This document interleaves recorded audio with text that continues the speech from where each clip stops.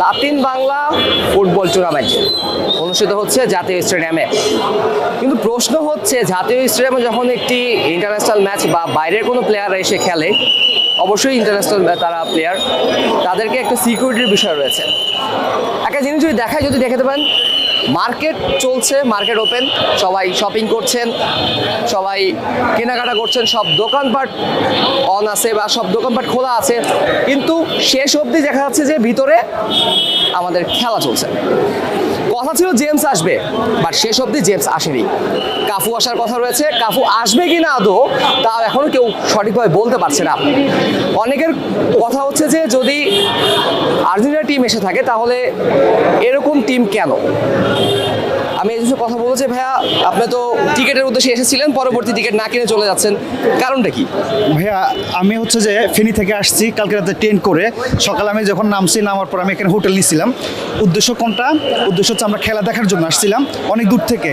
আমরা দূর দূরান্ত থেকে অনেকে আসছি, কিন্তু আসার পরে স্টেডিয়ামের যে কন্ডিশন দেখতেছি, আমাদের ভিতরে অনেক ক্ষোভ হচ্ছে যে আপনি দেখেন জাতীয় স্টেডিয়াম, জাতীয় স্টেডিয়াম এবং জাতীয় কিছু আমরা দেখবো, কিন্তু আমাদের সাথে যা বলছে তার 100%-এর 10% আমাদের সাথে হয়নি।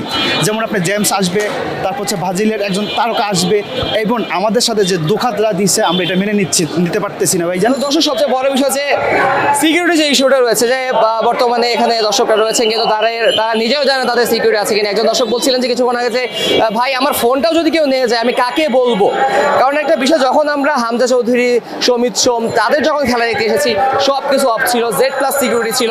ভারত ম্যাচের সময় কিন্তু তারপর আরও সিকিউরিটি বাড়িয়ে দিয়েছিল, কিন্তু এই যে ম্যাচগুলো হচ্ছে সেই ম্যাচে কিন্তু কোনো প্রকার সিকিউরিটি নাই। আমরা দেখতে চাই যে একদম খোলামেলা অবস্থায়, জায়গাতে খোলামেলা অবস্থায় টিম বাসটা রেখে দেওয়া হচ্ছে। যদি এখানেও যদি কোনো অপ্রীতিকর ঘটনা ঘটে, তাও কিন্তু কোনো আশেপাশে কিন্তু কোনো আইন শৃঙ্খলা রক্ষাকারী বাহিনী নেই, বা নিজস্ব কোনো যদি সিকিউরিটি বাহিনী, সেই সিকিউরিটি বাহিনী নেই। ওয়ালটন এসি এক্সচেঞ্জ অফারে এখন যে কোনো ব্র্যান্ডের পুরাতন এসি বদলে নতুন ওয়ালটন এসিতে উপভোগ করুন 25% ছাড়। Walton air conditioner, comfort without compromise. Security বাহিনী কিছুক্ষণ পর আসছেন, এসে সাংবাদিকরা রয়েছেন, দর্শক যারা রয়েছে তাদেরকে সরিয়ে দেওয়া হচ্ছে।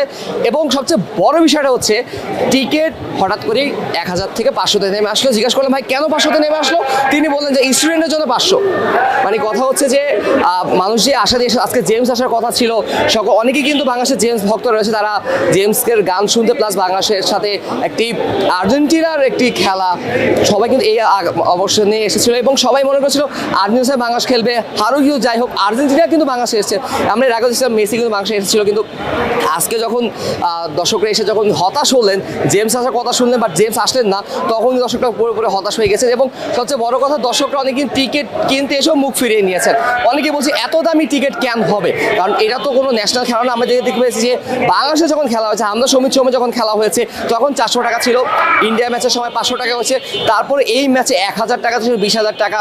তারপরে একটা কথা হচ্ছে কাফু আসার কথা ছিল, কাফু এখন আসবে কিনা তা নিয়েও কিন্তু এখনো কোনো নিশ্চয়তা পাওয়া যায়নি।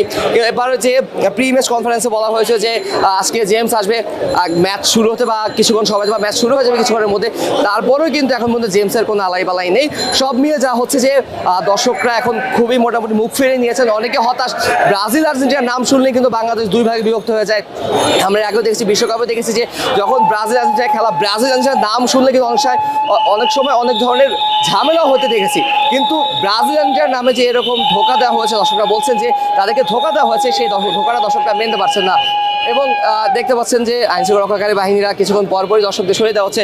দর্শকরা নিজেদের ক্ষোভ প্রকাশ করছে, আমাদের সাথে এটা ঠিক করা হয়নি বা আমরা এটা আশা করিনি, আমরা ভেবেছিলাম যে আর্জেন্টিনা দল হোক আর অনূর্ধ্ব 17 বা যাই হোক, সব মিলে দর্শকরা টোটালি হতাশ। এখন দেখার বিষয় ম্যাচের পরে কি হয়।